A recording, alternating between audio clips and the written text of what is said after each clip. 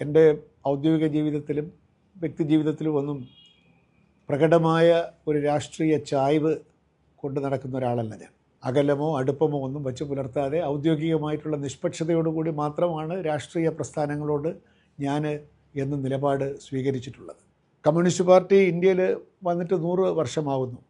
കേരളത്തിൽ സജീവമായിട്ട് ഒരുപക്ഷെ 90 വർഷമോ മറ്റായിട്ടുണ്ടാകും. കേരളത്തിൽ ജനിച്ചു ജീവിക്കുന്ന നമ്മളെപ്പോലുള്ള ആളുകൾക്ക് നമുക്ക് പ്രകടമായ രാഷ്ട്രീയമുണ്ടോ, രാഷ്ട്രീയ പ്രവർത്തനമുണ്ടോ എന്നുള്ളതല്ല പ്രശ്നം.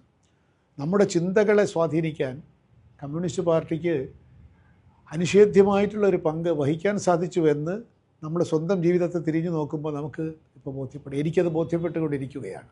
നമ്മുടെ ഓരോ പ്രവൃത്തിയിലും ചിന്തയിലും സാധാരണ മനുഷ്യരോടൊപ്പം നിൽക്കാൻ, അവർക്കൊരു നല്ല നാളെ ഉണ്ടാവുമെന്ന് പ്രതീക്ഷിക്കാനൊക്കെ ഒരുപക്ഷെ സാധാരണ മലയാളിയെ ആദ്യമായി പ്രേരിപ്പിച്ചതും പഠിപ്പിച്ചതും കമ്മ്യൂണിസ്റ്റ് പ്രസ്ഥാനം തന്നെയാണ്. ഞാൻ പറഞ്ഞല്ലോ, ഞാനൊരു രാഷ്ട്രീയക്കാരനല്ല. പക്ഷേ കമ്മ്യൂണിസ്റ്റ് പ്രസ്ഥാനം കൊണ്ട് കേരളീയൻ മലയാളി എന്നുള്ള നിലയ്ക്ക് നമുക്കുണ്ടായ ഏറ്റവും വലിയ മഹത്വം എന്താണ്? സാധാരണ മനുഷ്യന്, അധികാരവും സമ്പത്തും ഇല്ലാത്ത മനുഷ്യരെ എന്നും അധസ്ഥിതരായി കിടക്കാൻ പ്രേരിപ്പിക്കുന്ന ഒരു സമ്പദ് വ്യവസ്ഥ, സാമൂഹ്യ വ്യവസ്ഥയെ ഉടച്ചു വാർക്കാമെന്ന്. ഇവിടെ നമുക്ക് കൊയ്യാൻ വയലില്ലാത്തവന് കൊയ്യാൻ ഇടം കിട്ടും, വിതയ്ക്കാൻ വയലില്ലാത്തവന് വിതയ്ക്കാൻ വയൽ കിട്ടും, ഭൂമിയില്ലാത്തവന് ഭൂമി കിട്ടും എന്ന് പറയുന്ന നിസ്വരായ മനുഷ്യർക്ക് സ്വപ്നം കാണാൻ അവസരം കൊടുത്തു എന്നുള്ളത് കമ്മ്യൂണിസ്റ്റ് പാർട്ടിയുടെ ഏറ്റവും വലിയൊരു സംഭാവന തന്നെയാണ്. ഒരുപക്ഷെ എന്നെപ്പോലുള്ളൊരു വ്യക്തി കമ്മ്യൂണിസ്റ്റ് പ്രസ്ഥാനത്തിനെപ്പറ്റി ശ്രദ്ധിക്കുന്നതും അതിൽ കുറച്ചൊക്കെ അതിൻ്റെ മൂല്യം മനസ്സിലാക്കുന്നതും ഒക്കെ സാഹിത്യത്തിലൂടെയാണ്. ഗാനങ്ങളിലൂടെ, പുരോഗമന സാഹിത്യത്തിലൂടെ, നാടകങ്ങളിലൂടെ, KPSC നാടകങ്ങളിലൂടെ ഒക്കെ തന്നെ. മലയാളത്തിലെ സാഹിത്യം എന്നത് ഒരിക്കലും സമ്പന്ന വർഗത്തെ നിലനിർത്തുന്ന ഒരു സാഹിത്യമായിരുന്നില്ല നമ്മൾ അന്നും ഇന്നും എഴുതുന്നത്.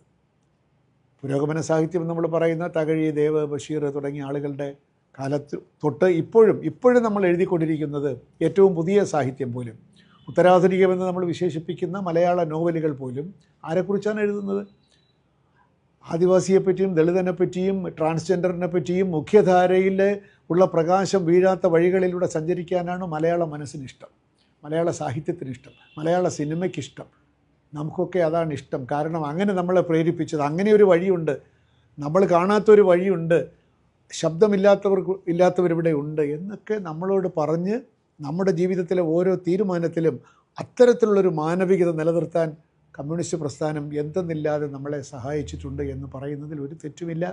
നമ്മൾ കൊയ്യും വയലല്ല നമ്മുടേതാവും പൈങ്കിളിയെ എന്ന KPSC പാട്ട് കേട്ട് കോൾമയർ കൊള്ളാത്തവരായ ആരെങ്കിലും ഉണ്ടോ? അവരുടെ സ്വപ്നങ്ങളോട് താതാത്മ്യം പ്രാപിക്കാൻ നമുക്കൊരു നാളെയുണ്ട്. അന്നത്തെ കവിതകളൊക്കെ തന്നെ നാളെ ഒരു ചെമ്പൻ പുലരി ഉണ്ടാകുന്നു എന്നുള്ളൊരു പ്രതീക്ഷ ആളുകൾക്ക് കൊടുക്കാനൊരു പ്രസ്ഥാനത്തിന് കഴിഞ്ഞുവെങ്കിൽ മനുഷ്യരെ സ്നേഹിക്കുന്ന നമുക്കൊക്കെ ആ പ്രസ്ഥാനം ഒരുപാട് സംഭാവനകൾ നൽകിയിട്ടുണ്ട്. നമ്മുടെ ചിന്താഗതികളിൽ, നമ്മുടെ മനോഭാവങ്ങളിൽ, മനുഷ്യരോടുള്ള ബന്ധത്തിൽ, നാളെയെപ്പറ്റിയുള്ള പ്രതീക്ഷകളിലൊക്കെ തന്നെ ഈ കമ്മ്യൂണിസ്റ്റ് പ്രസ്ഥാനം നമുക്ക് വലിയ മാറ്റങ്ങൾ തന്നിട്ടുണ്ട്. ഒരു കാര്യം കൂടി ഓർക്കേണ്ടതുണ്ട്.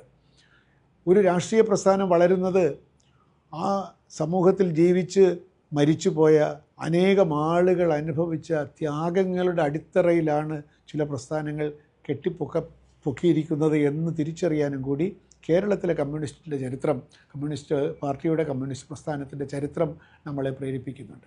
അത് കമ്മ്യൂണിസ്റ്റ് പാർട്ടിയിൽ മാത്രമല്ല കേട്ടോ. ഇപ്പോൾ നമ്മുടെ സ്വാതന്ത്ര്യ സമരത്തിലാണെങ്കിലും എത്രയോ പേര് രക്തസാക്ഷികളായിട്ടുള്ള ആ ത്യാഗത്തിൻ്റെ അടിത്തറയിലാണ് നമ്മുടെ സ്വാതന്ത്ര്യം കെട്ടിപ്പൊക്കിയിരിക്കുന്നത് എന്ന് പറയുന്നത് പോലെ തന്നെ ഈ കമ്മ്യൂണിസ്റ്റിൻ്റെ പ്രസ്ഥാനത്തിൻ്റെ വളർച്ചയിലും എത്ര പേരുടെ ത്യാഗോജ്വലമായിട്ടുള്ള ജീവിതം, ആ സഹനം, അതിനെപ്പറ്റിയൊക്കെ കുറേയേറെ ബോധ്യം വന്നത് തോപ്പിൽ ഭാസിയുടെ ഒടുവിലെ ഓർമ്മകൾ വായിക്കുമ്പോഴാണ്.